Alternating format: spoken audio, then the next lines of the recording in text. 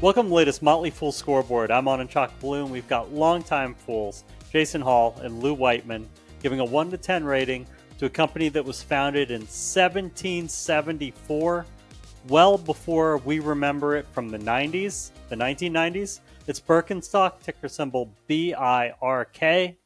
First, we'll rate the strength of Birkenstock's business, including factors like industry and competition. A 10 is invincible, a 1 is hopeless.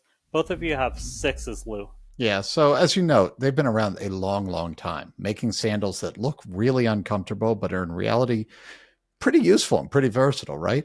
I'm not going to speak to how they look because I think that's a subject to a lot of wide variety. And look, taste is in the eyes of the beholder.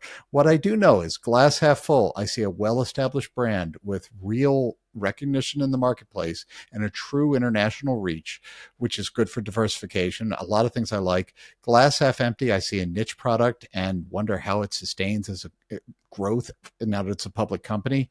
Blended together, I'm slightly glass half full, so I'm a 6. Lou, as a friend once said to me, how many hippie slippers does the world really need? The bottom line to me is this is a 2-century plus old footwear business with about $2 billion in annual sales. And a lot of that's from recent growth. How many fashion brands have we seen deliver really big, quick growth and then just hit a wall of global demand or maybe lose the eye of the fashionistas? It's a wonderful business and a really hard industry to deliver sustained return to investors. Lou, your Birkenstocks with or without the wool socks? I'm without. I don't have any wool socks, sorry.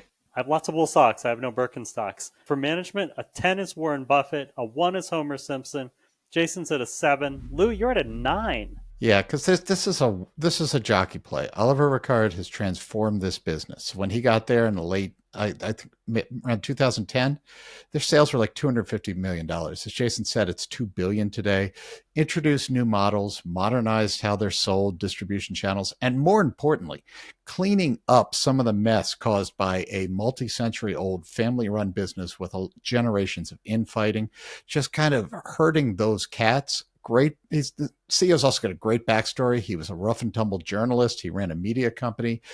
I'm sort of dumbfounded by the success this brand has had. And I think it all comes down, or a lot of it comes down to him. So yeah, real strong score for me. All of those things are true. The reason I come down as a 7, the company just went public a few years ago on the New York Stock Exchange. So while I agree 100%, he's been the driving force behind turning Birkenstock basically into a modern business.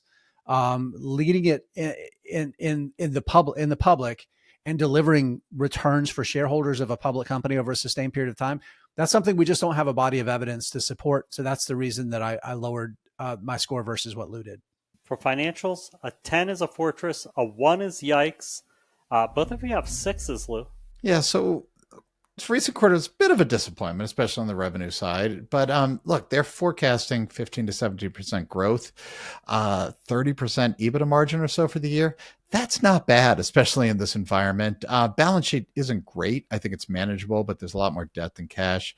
I'm very fine with this. If I maybe overshot CEO a bit, because Jason does make good points, I'm going to undershoot here again. It's not blowing the doors off, but I'm not worried about it. It's a 6. Yeah, the reason I'm not comfortable going higher than a 6 is the margins and returns are good.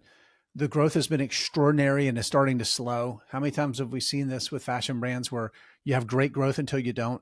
That concerns me a little bit. And the balance sheet, again, it really you need to see continued growth and those high margins because you've got about $1.2 billion in net debt, about $300 million in cash. So not a great margin of safety. If we do see the brand start to lose some of its luster and then you start discounting and then the margins aren't as good and the story kind of falls apart pretty quickly if that happens. Jason, let's talk valuation. How well will Birkenstock stock do over the next 5 years? You see maybe a little not as good as it was. Keeping in mind a 10's a sure thing, a 1 is a lottery ticket. Yeah, I don't necessarily think this is a binary story where either you make a ton of money or you lose a ton of money. But my safety score is a 4, and for me, a 5 is like there's a good chance you're gonna not lose money. 4 means that there's a relatively decent chance that you might actually lose money here.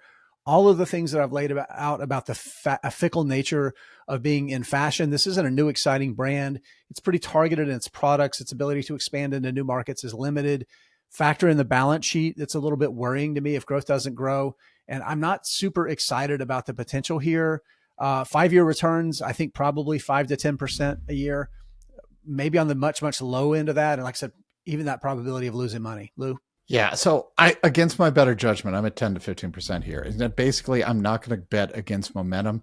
To me, 5 years in this case is a short-term prediction. I don't think long-term, I agree with everything Jason says, and I don't think long-term I'm really excited about this, but I like the momentum they have. I really, really like the international diversification. I like this being a European company selling to the world in this market. I think the next few years, it can go really well. I'm at a 4 for safety because, everything Jason said, I do think it could not go well as also. Thank you to both Lou and to Jason. They've given Birkenstock a meh overall score of 6.1 out of 10, with safety as an issue. Look out for new scoreboard every market day at 7 p.m. Eastern. Next up is something good, I promise. Till then, Fool on.